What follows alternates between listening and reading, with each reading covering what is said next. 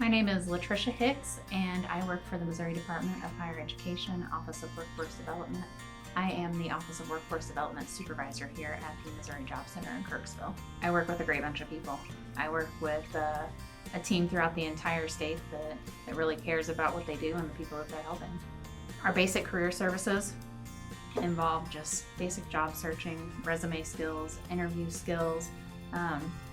If it's been a little while since people have done a job search or gone in an interview, they can come in here and we can walk them through it and help them gain those skills and practice a little bit.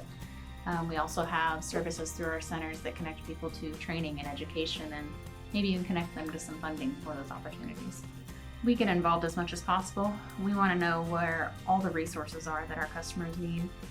So no matter what a customer needs whenever they come in, whether it's connection to housing or connection to food security, or of course your job search assistance, we're going to be there to help provide that and help connect them to the people that can provide that if it's not something we provide immediately.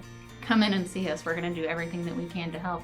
Our services are free. You're not going to be out anything except maybe a little bit of your time, and we're here to help.